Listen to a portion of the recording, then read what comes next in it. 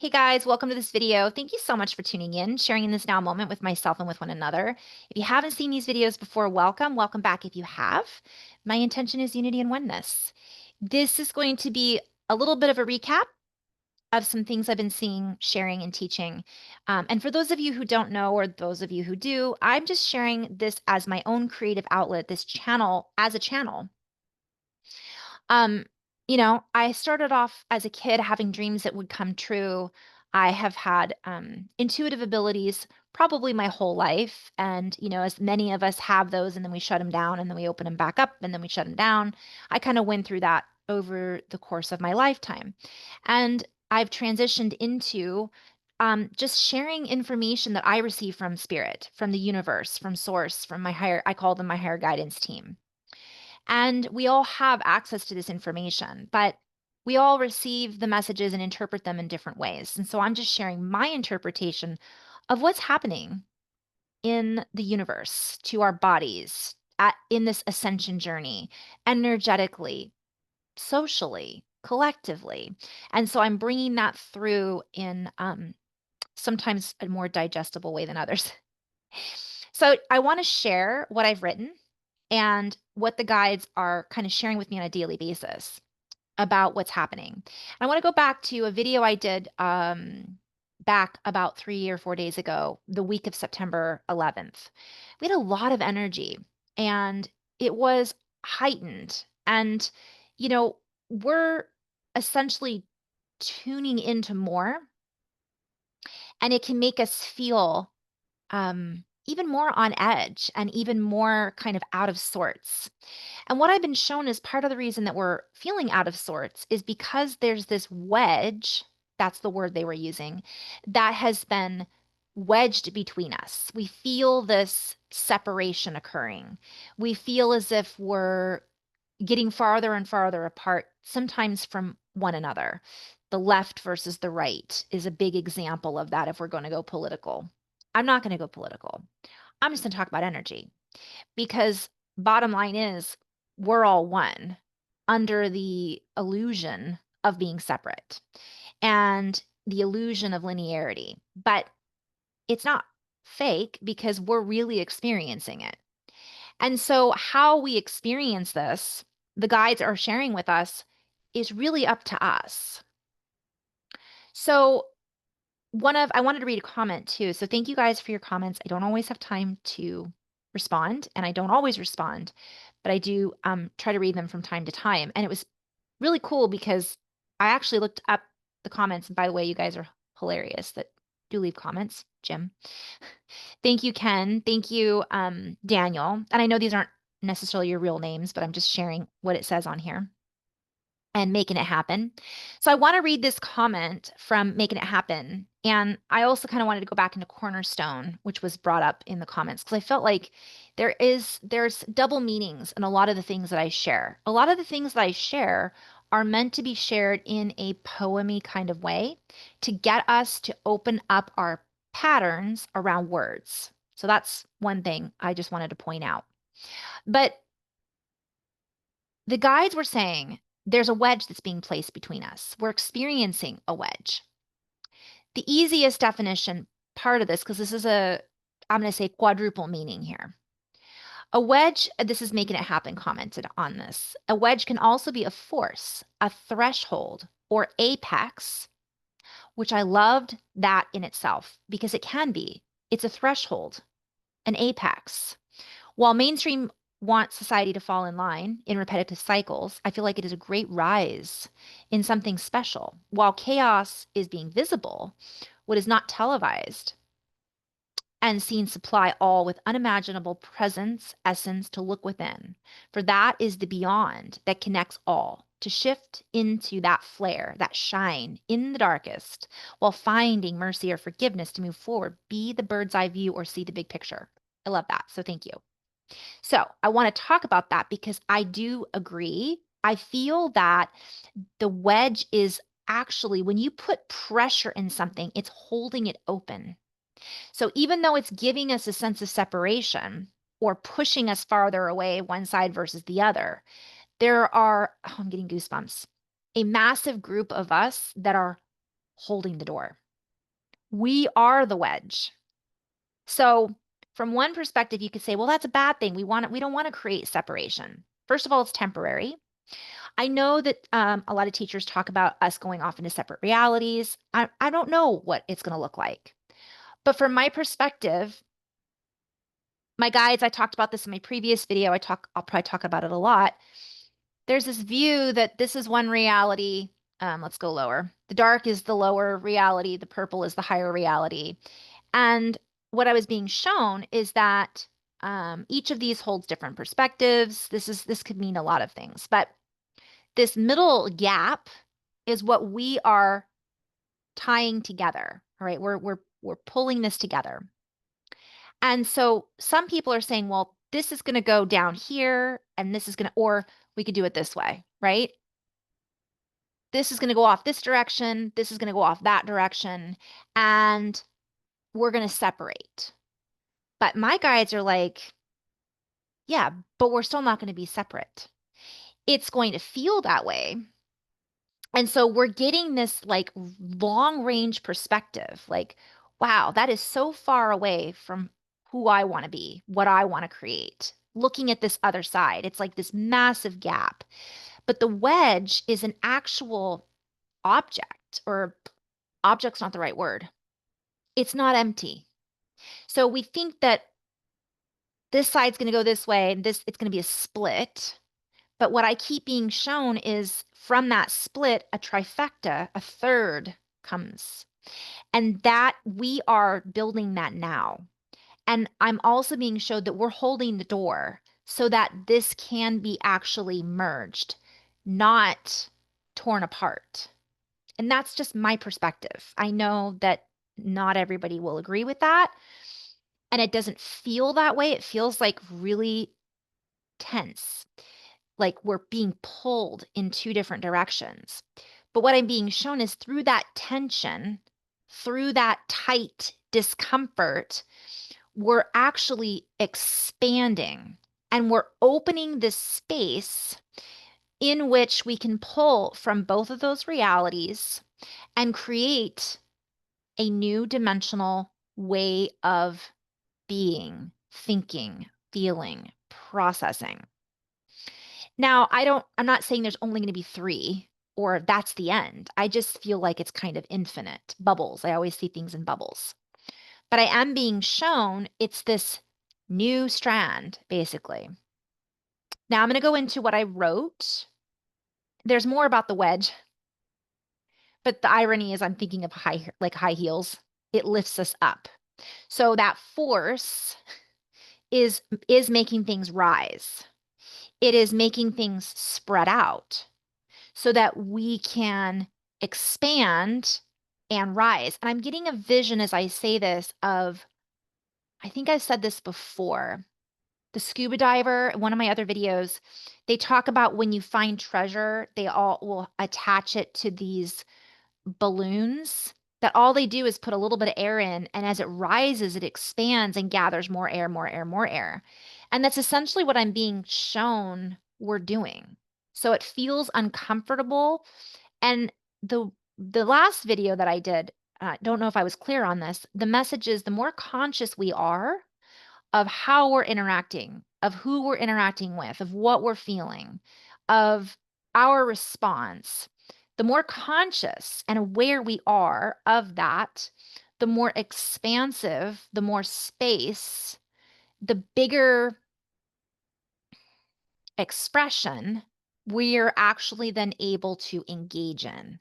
And this is creating our reality. It's creating what we're seeing and so on and so forth. So then it becomes less of a clash or a crash is what I'm hearing. So rather than it all like coming back together, I was being shown Moses and the Red Sea, and that was a month ago. I don't remember what video I did on that, but crashing back together, which would create total destruction and chaos. There are those of us that are like, we're going to hold this space. We're going to put our foot in the door. We're going to hold the door open. Keep hearing, oh, the door. Game of Thrones. Anyways, which is kind of playful too, because The future, we're seeing this, the future. We're doing this now for the future. And that way, more energy, more stuff can kind of come together and create a wedge in a good way. Okay, so that was what the general message. And I just wanted to read what I wrote or what I recorded a little bit this morning. And so we sit within this trifecta, this perfect spiral, if you will, a threesome, if you wish to call it that. And that's a play on words like SUM. It's a sum of three. For many of you are anchored in between timelines, in between reality shifts, in between as reality shifts. You flow back and forth, interwaving, interconnecting the dots. And I was seeing dipping dots. It is a frequency bender, is it not? We are warming up. Remember, the words that you use and that you have available in and with and around your spectrum will help you to isolate more frequencies to hone in on. So that was a message to me. And so during this time of unequaled, unparalleled opportunities comes much deep self-reflection. For within this codex of information that is flowing in through the matrix of perception, the field of perception, one might call it, the realities are conflicting or seemingly conflicting and flickering. So what I was being shown is we're flickering in and out of realities. We're like, wait a minute, was that there the whole time? Why didn't I see that before? Or on the other spectrum, where did it go? I thought that was over here, but now it's over there. And my guides keep referencing back to the Mandela effect. So I got to find that video because I think that's a really relevant video for right now. They flicker on and off, in and out. And because of this, it creates a form of doubt, almost like people are doubting their sanity a little bit, right? Like some of us are like, what reality are we living in right now? Because we're living in multiple realities from my perspective of my higher guidance team. It is also creating a mind-bending sign signature conduction transmitter. I'll come back to that. You could look up conduction transmitter and feel into what mind bending and time bending, what could possibly bend the mind? What would bend the constructs of the mind? For much has been constricted in the way of the human. And that's a play on words, like much has kept us constricted and in our way. A lot of it has gotten in our way of expansion. Much has been constricted and held back from a higher. And so as reality flickers in and out, so too does the perception of reality. For the only thing that is real is your perception of that thing. And I'm not going to dive into that. I'll just let you kind of digest that and play with that a little bit. Well, I will dive in a little bit.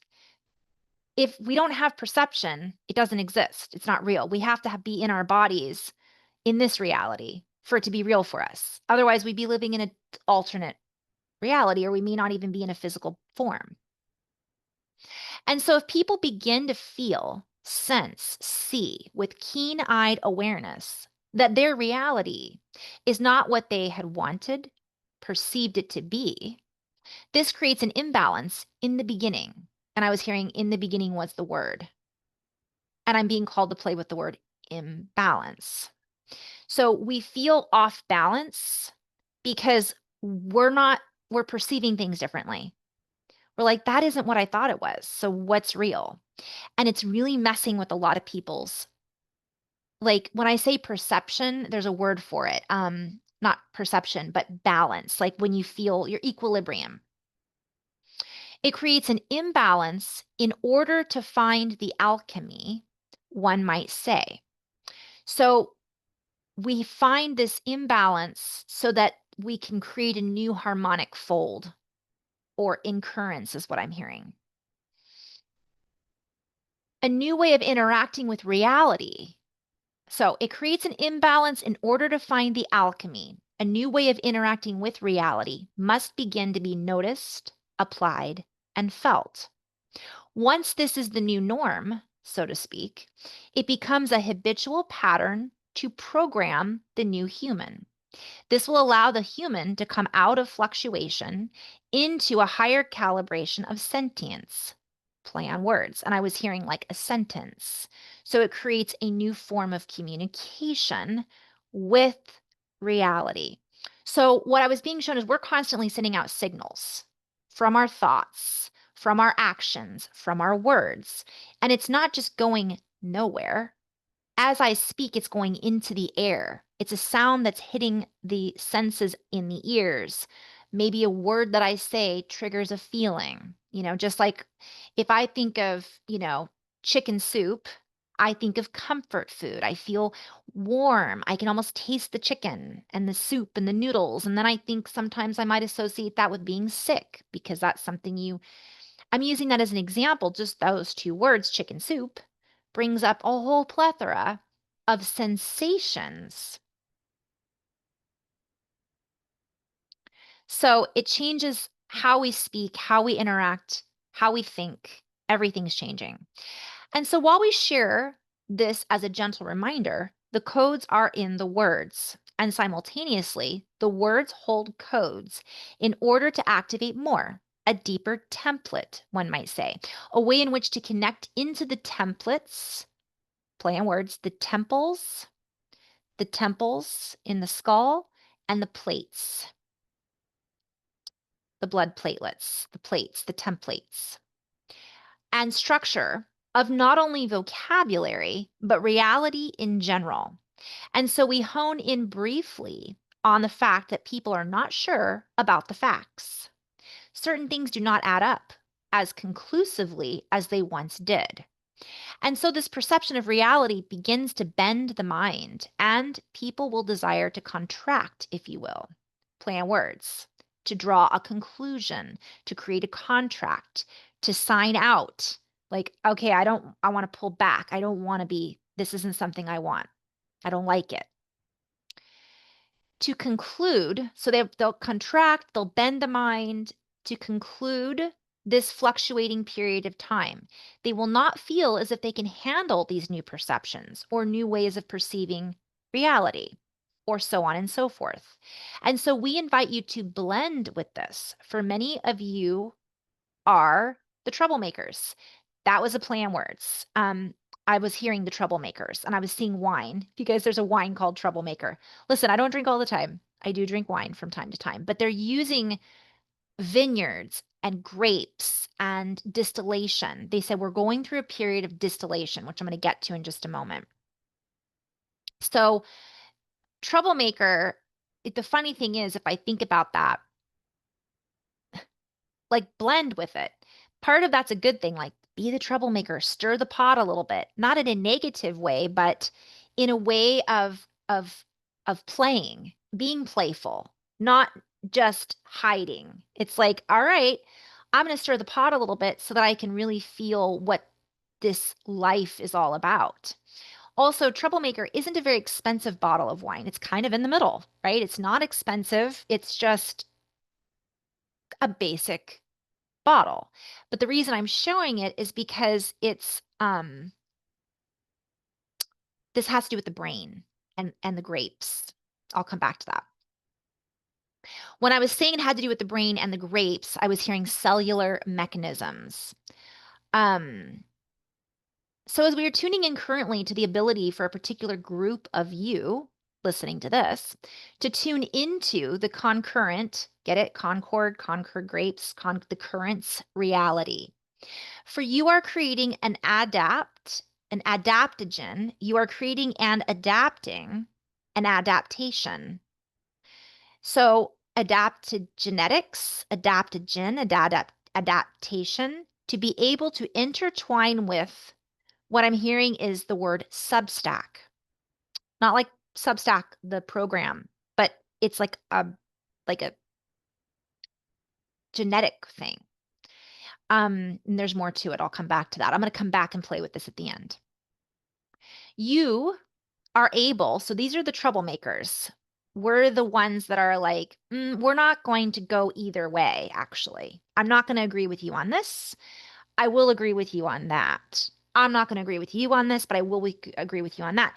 And that's stirring the pot because people are like, well, how could you not see things just my way? Because we are here to blend, merge, and bridge the best of both worlds. The hybrids is what we are. Maybe that wine is a hybrid. I'm not sure. Maybe it's created from a hybrid grape. I don't know. You are able to create an ebb and flow. And through this ebb and flow, it allows others who are unable to fully assimilate and re-assimilate into new patterns because they feel so out of sorts. It is something that you, listening to this now, can and are establishing. Maybe not everyone, but quite a few. Quite a few of all the 10 of you that are listening to this. Thank you, by the way. You are establishing a new paradigm, a new tactile sorting program. You are creating an ability to use all of your senses tactility, and to create a thumb. I might have missaid that. Thumb heightened validity on reality. Oh, a thumbprint. So we will play with this more at a different time. And I'm hearing the movement becomes one. So it's almost as a very basic understanding. There is a movement of one that is the in-between, right? So I'm going to go back to this picture really quickly. We are the in-between. And I was seeing a drum. You know how a drum has this on the side a lot that holds the drum together? We are creating a rhythm. It's a heartbeat. Ba-bum, ba-bum, ba-bum. We are the in-breath and the out-breath. We are that in-between when people are in extremes. And it's literally creating what I'm hearing is a thumbprint, which I think has to do with like social media, but also a fingerprint, right?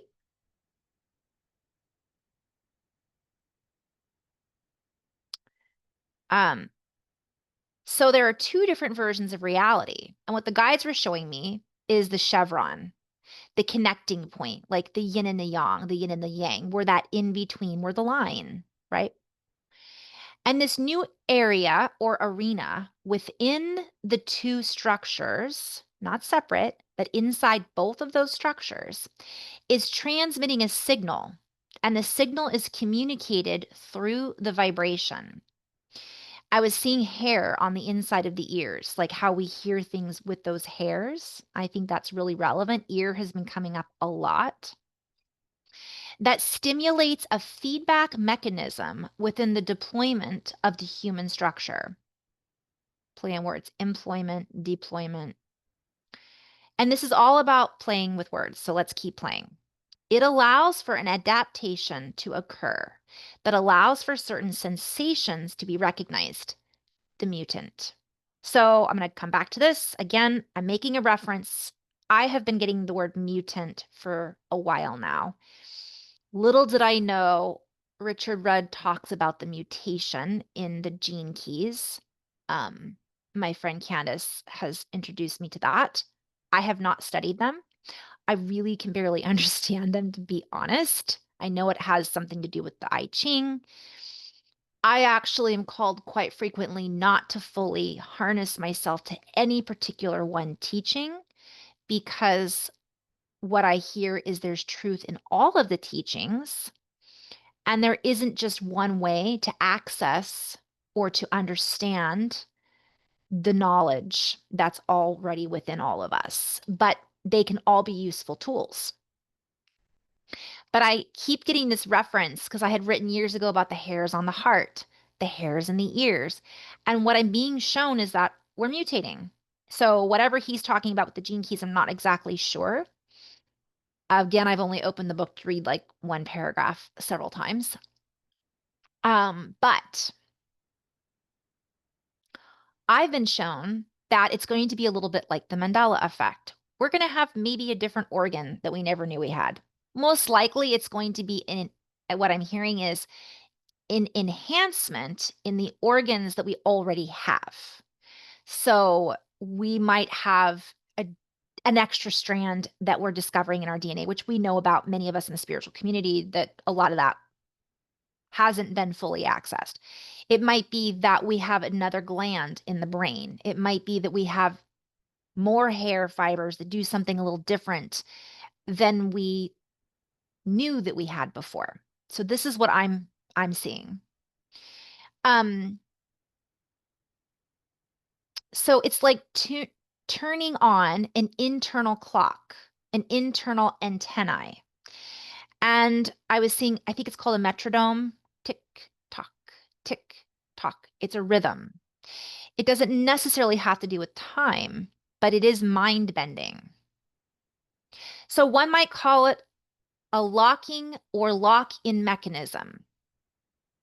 And I was saying locking. If I were to write this down, it would be like lo-fi, and king for the crown. So it's something to do with our head in this particular recording.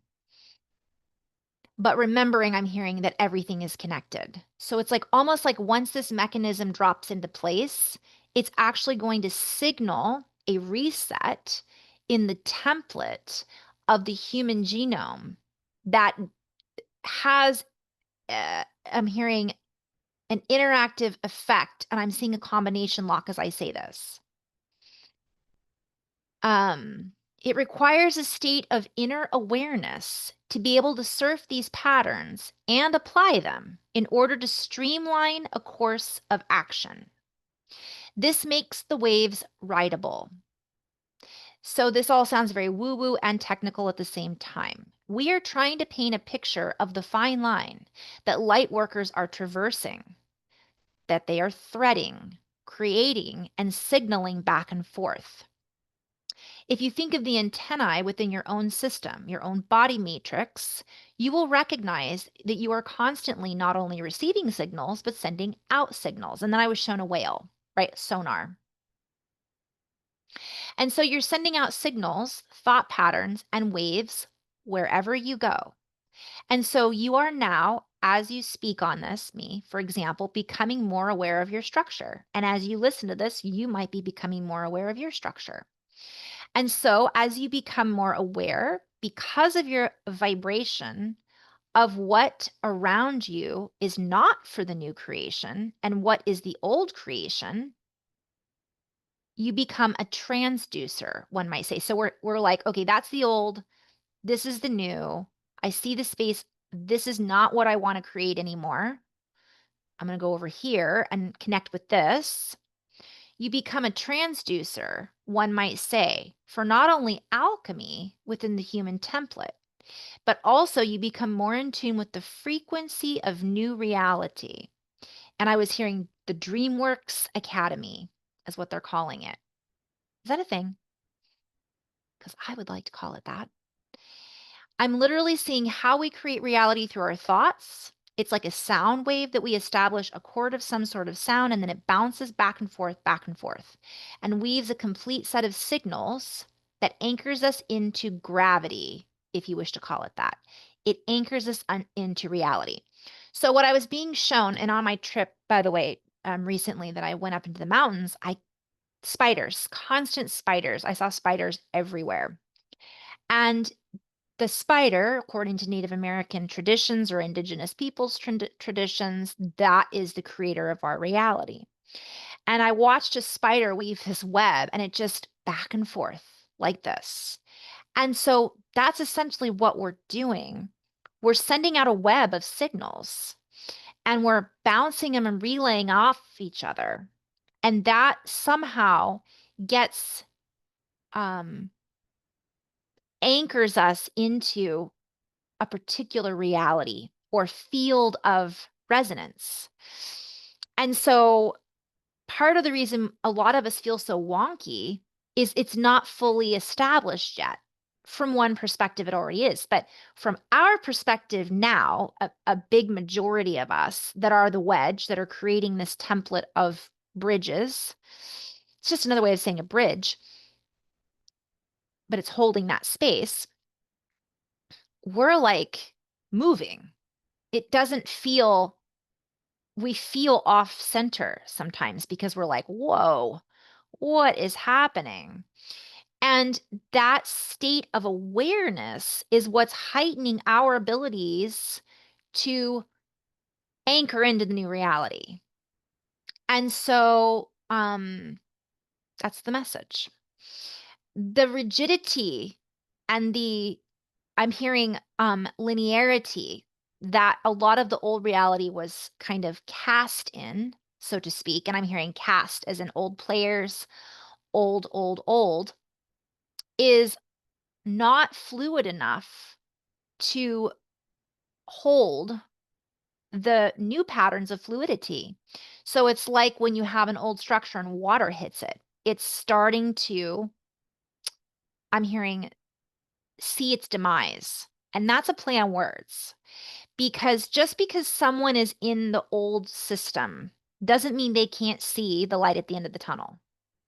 That doesn't mean that that person wants to jump over through this wedge that we're holding, but they might. Wouldn't that be nice? There are those that will go down with the ship because that is their purpose, their mission, their belief, and that is what they've been entrained to focus on. And so while the water kind of comes in and washes out the foundation of this rigid complex that was built on what I'm hearing is the sands of time, there are those who will just go with it. And I think that's part of what people are seeing, like they're just going to go to a new reality. Well, when we pass on from one perspective, we're just leaving one reality and entering a new reality. So, from my perspective, we're already doing that. We are in this process right now of transition. And so, it's just like what I'm being shown is if you have an out of body experience and you've never had one before, it feels foreign, scary. It feels, um, you lose, it's mind bending, right? And sometimes we have difficulty taking back with us into this reality what we experienced in the in between. So that's what a lot of people are feeling right now. And to be continued. So, in love and light, guys, you crazy wedges out there, some of us are cheesier wedges than others. But recognizing that this rigidity is just a lot of people are in fear, they're in a state of survival because they don't know how, they don't want to know how, and to experience flow, they're used to experiencing it in one channel, and that's it. And so we're being called, when we're the wedge, I just want to end on this note. We're not forcing people to come over to a different side or to join us. We're just holding that with, and I'm being shown to go back to kind of what Making It Happen was saying. It's an apex. I love that because if you think of an apex, I think of a bull, actually. Ooh, I think of strength, power. I think of a pyramid. So it is truly a conjunction point. It's a joining. It's joining forces without being forceful, but it is strength. So the more we can recognize, okay, this is, you know, and kind of what I'm hearing is there is strength in the movement, in the flow. We don't have to be rigid. We can adapt. We can see things from a different perspective and go, wow, okay, I don't agree with that, but here's how we could maybe grow from that. So I'm just hearing grow from not agreeing, but there's a play on words. It's a strength in unification of being a human, of what it's like to live life to its fullest, what it's like to just enjoy a warm piece of bread, a beautiful day on the beach, holding a grandchild, so on and so forth. It's getting back to the basics and then simultaneously being able to see beyond what we've been indoctrinated into or what we've been, I'm just seeing again the word subsurface. I'm being called to play with that just for a moment. So kind of ending on that note, but I'll share a little bit more weird details if you're into that, if you want to keep watching. So let me just pause. Okay, they are using Substack, the the term. I don't have anything on Substack yet, but I'm working on it. Um, but it basically, if you think about it, what it's doing is it's allowing us to create content in multiple forms, all in one place. And again, that's the in-between space that I've been describing. And it allows for abundance to flow in too, if that's the choice. It allows you to build community. I love this. It facilitates a more direct and meaningful connection between creators and their communities, offering tools for conversation and engagement. I love that because that is essentially what the guides are saying. This is what we're doing. Um, we're holding that wedge, and that way there can still be a conversation. It's not a complete detachment or a you know. It also allows so that's a play on words too, but not. So if I go a little deeper into that, the guides were saying it's a substack. So it's actually mathematics. It's used within math mode to typeset multiple lines of text. This goes back to what they were saying about sentence. Below a mathematical symbol. So an equal sign or a sum symbol. And they talked about that three sum, SUM, 1, 2, 3. It allows for more complex labels or conditions to be placed under operators where a single line would be insufficient. And I see this as linear to nonlinear, one track to multiple tracks. And we're going to play with that a little bit as well. I'm not sure how to turn this volume down. Oh my gosh, you guys, I just have to laugh because as I dive into this rabbit hole, what I was called to look up was descent, like going down into something. And in mathematics, the idea of descent extends the intuitive idea, I love that as well, of gluing in topology. Now, earlier I'd been saying that we're creating a bigger space. I don't know if I said it in this video or my previous video, but I had actually seen that we are the glue holding this together. So while the wedge is creating separation, we are the ones holding the glue that's holding it together by creating space. So as that wedge opens, it expands and it gives an ability for more to come in, for more to come through. And it's talking about, and I know that I've said in other videos that it had something to do with, I'm hearing scalar landscapes, but in this it says it's topology. So, ooh, here we go. I would share this on this computer, but I'm on my laptop and I really don't know how to operate it yet fully, um, technologically. But what I'm being shown is exactly, I'm just tripping out right now, you guys. The guides are like talking to me in physics and I'm not quite understanding until I look it up. So I'm going to call this and I'm going to show this picture for you guys. So in topology and related areas of mathematics, the quotient space of a topological space under a given equivalence relation is a new topological space constructed by endowing the quotient set of the original space with the quotient topology. So it's a function that maps points to their equivalence classes. You guys, what did I draw earlier? Look, triangles, and here it is. I was trying to draw out what I was seeing. And so this is congruence, an example of an equivalence relation. So these are all congruent. Um, just laughing here. So this is the relevance though. Let me see if I can share this. If you go on Wikipedia and you look up quotient space, I'll play this picture right there. See that growing out from the bottom, the bowl?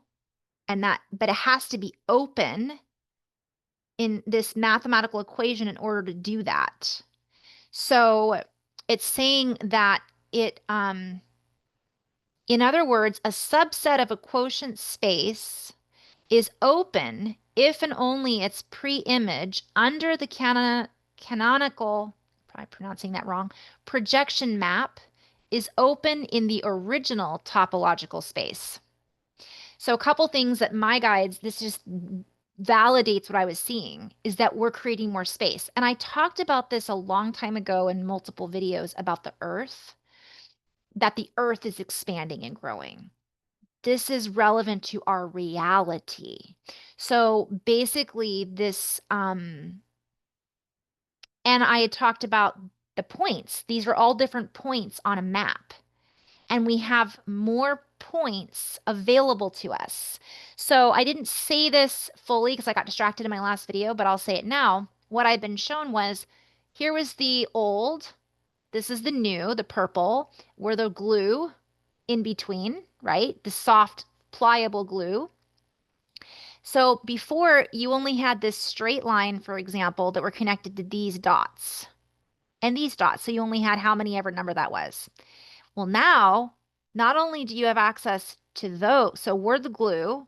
So let's say this line has, let's say, 10 dots. This line has 10 dots. We're the glue, and now we have connection to 20 dots. So what happens is we get more. We get more expansive. We have more options. We have more space to work within. Time operates differently. The construct of the old and the new begins to turn into something different than it was before. Um, you guys, I just can't make this stuff up. Obviously, mathematics is not my cup of tea, but what I'm being shown, and I had been talking about the fibers in the ears, and I'd also been shown like the bridge, where these mycelium that are expanding out and creating these connection points, right? Well, if I go into, my eyes, I go where I'm drawn, intuitively. And I had clicked on the pre-image.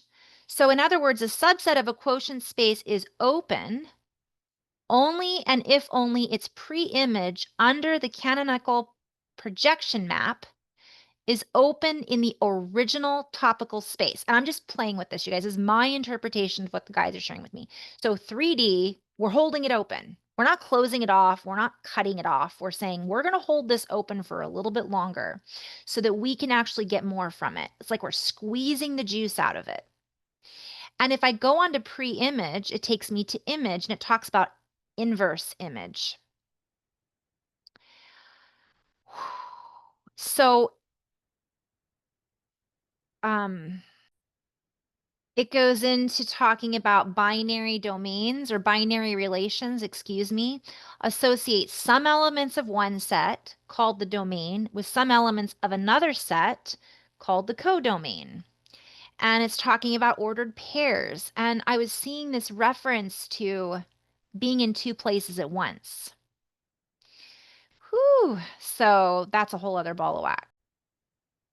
And now my brain is going to explode, but it's basically, and then it talks about fibers, you guys. It goes into fibers, and it says a fiber is the pre-image. So under a function is the pre-image of the single, anyways.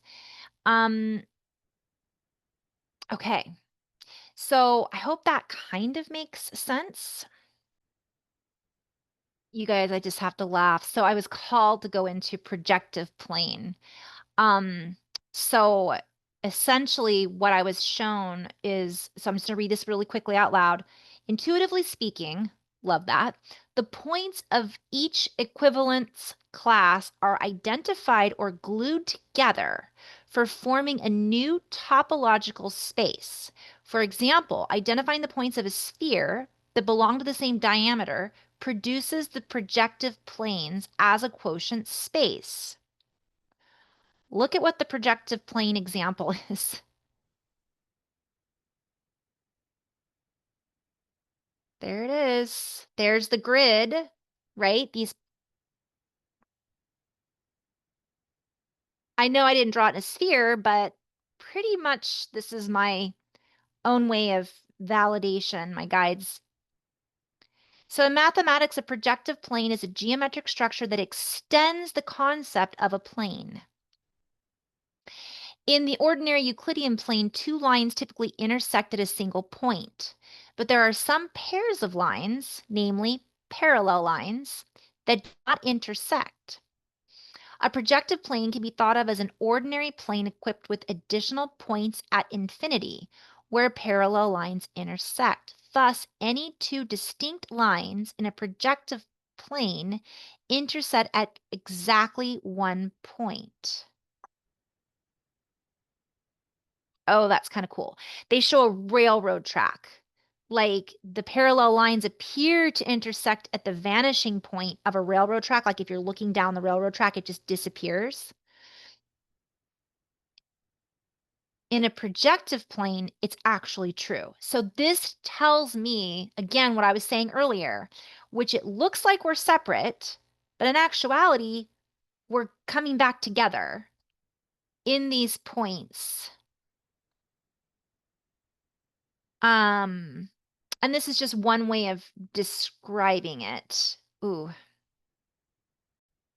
I'm also just laughing because the guides are like, it's all about perspective. It's all about perspective. And it's talking here about central perspectivity. So it led me to Desargues' theorem, Gerard Desargues. So you could look that up if you want. And it has this whole thing drawn on the axis of perspectivity and the center of perspectivity. And you have to have the first condition is necessary for the truth of the second. I feel like that's very relevant. Um,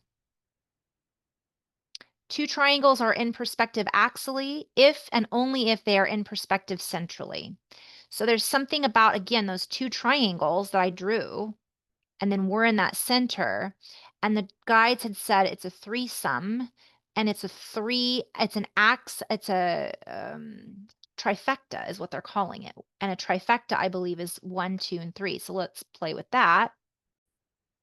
Bear with me. I'm laughing because it took me into division rings, and I was talking about the fact that we're really not divided, right? But it's talking about um how do I say this? Like a lot of the stuff that I'm saying, I always talk about there's two meanings to the word. There's three meanings to the word. So if I'm using a word, and they said this in this channeling, that it's all about the language. It's all about the words. So I went in to choose this, which is a communicative. So it's about community and communication. A communicative division ring is a field. Okay. And it says historically, division rings were sometimes referred to as fields.